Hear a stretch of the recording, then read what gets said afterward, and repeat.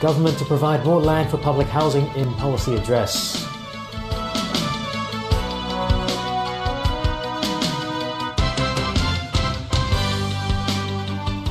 Ahead of the policy address on Wednesday, the government will raise the public housing ratio to boost flat supply. It's also expected to roll out a plan to build a large man-made island near Lantau. Christy Loan with details. The city is poised to get more public flats. With the current public-private housing ratio at 6:4, sources say the chief executive may increase the portion for public flats. Areas such as Kutong North and Fanling North are expected to provide around 60,000 new flats. And with a higher plots ratio, the development chief Michael Wong says 11,000 more flats can be built in those areas. We think it's reasonable to devote more resources to public housing. And this we've done, for example, by picking 9 sites in Anderson Road and Kai Tak. Originally, those sites would be put in the land sale program.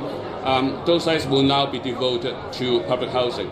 Sources also say that the government will roll out its plan for the East Lantau metropolis. The plan will provide 1,000 hectares of land through large-scale reclamation near Khao Yi Chau. Besides public flats, dozens of protesters also called on the government to build more transitional flats with NGOs to meet the city's urgent need for housing. We want equality. Calls from ethnic minorities are also strong, such as a formal Chinese language policy to overcome language barriers faced by such groups. The groups also urge the government to provide subsidies to NGOs, that's to give ethnic minorities job-seeking services, such as individual employment counseling. There's also word the government will expand its list of 99 public markets to cover Tongchong and Tinshui Wai. Christy Lung, CPB News. Turning overseas now, U.S. Secretary of State Mike Pompeo is in Japan for talks ahead of his trip to North Korea. The former CIA director is under mounting pressure to convince Pyongyang to abandon its nuclear weapons. This as U.S. President Donald Trump seeks to meet with North Korean leader Kim Jong-un for a second time after their June summit in Singapore. Pompeo's itinerary today includes meetings with Japanese Prime Minister Shinzo Abe and Foreign Minister Taro Kono to discuss their North Korea policies. Then he'll head to Pyongyang tomorrow. His 3-day East Asia tour will also take him to South Korea and China. And still to come tonight. Concerns Hong Kong's mentally disabled vulnerable to financial scams. Dispute over democracy wall at PolyU heats up. And Tokyo's famous Tsukiji Market shuts shop for the last time.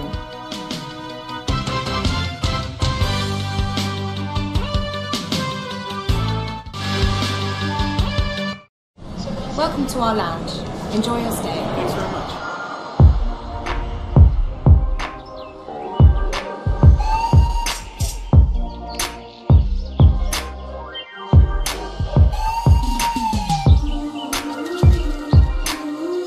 Find calm in over 1,000 airport lounges worldwide. It's another way we've got your back.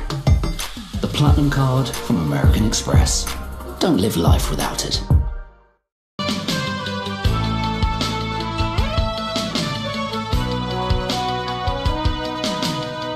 Welcome back. People with mental disabilities are being targeted for financial scams online and offline. As Haley Joe reports, a lawmaker has called for more stringent money lending regulations to protect those most vulnerable.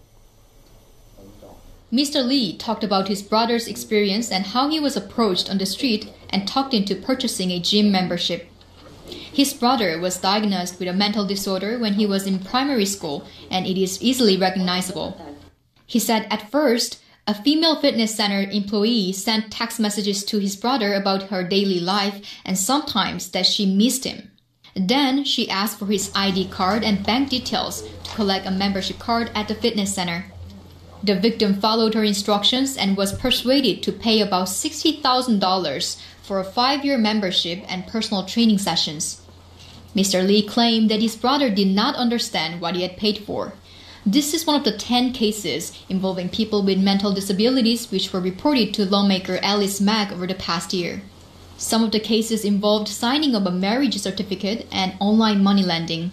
The tactics used by scammers all varied, but they had a tendency to build a personal relationship with victims before asking for money. When they know that the borrower has mental disabilities, and they still lend the money to the borrower, then it's against the code of practice because the borrower cannot understand the content of contract. In the present system, they can only report the case to the police or the custom. And in fact, not much help can be offered.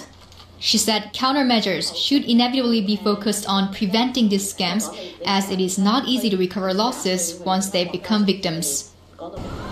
She said even though it has been a couple of years that the scams targeted people with mental disabilities, little has been done to tackle this. Haley Zhou, TVB News. 7 university groups have jointly condemned Hong Kong Polytechnic University for suppressing students' autonomy and freedom of speech. As Pinky Wong reports, the dispute centres around the use of a democracy wall to express ideas. 2 students of Polytechnic University have been on hunger strike for more than 20 hours to protest against the school taking control of the democracy wall. A student union member said many emails were sent to university officials demanding an explanation, but no response has been given so far.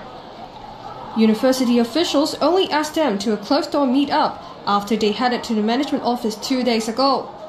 It's not acceptable because it's not an official reply, and also it's not an official response to all of us. They broke the democracy law. So I think our space for discussing different things, our space for the freedom of speech is being suppressed.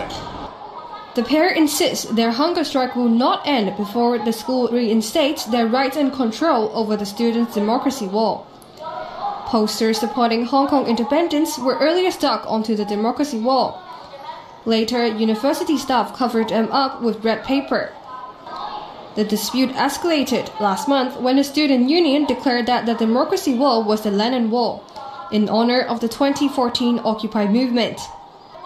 Usual posting routes were cut down to just 3, to make it more convenient for people to put up messages. This also came after the government officially banned the Hong Kong National Party for its independent stance.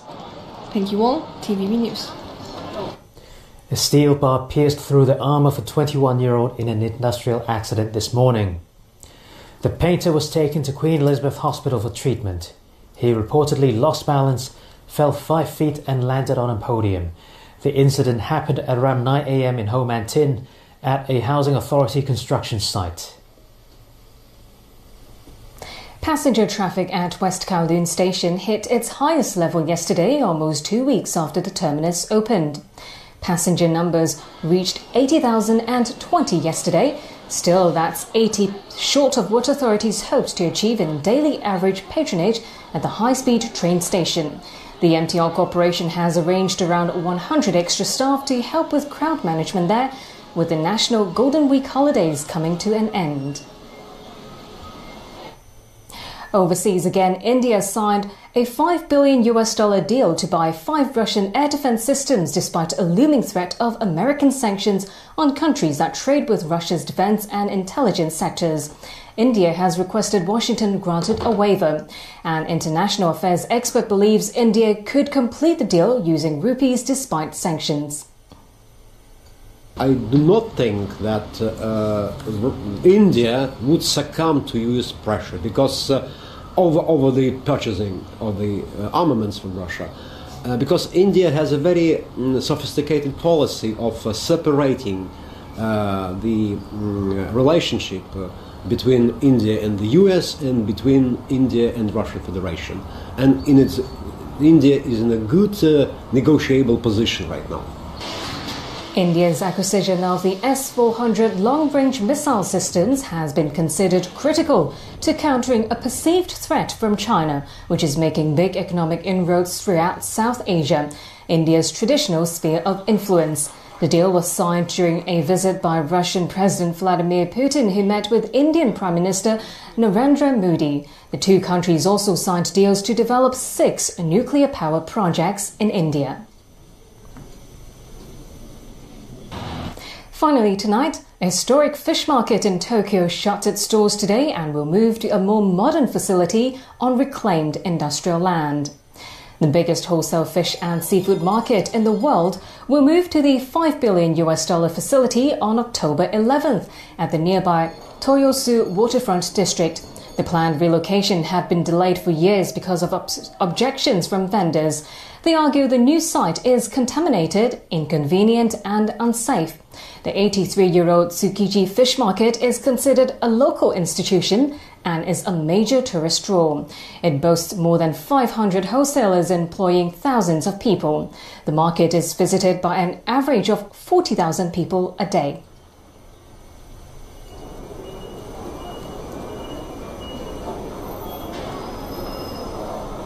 And that's the news.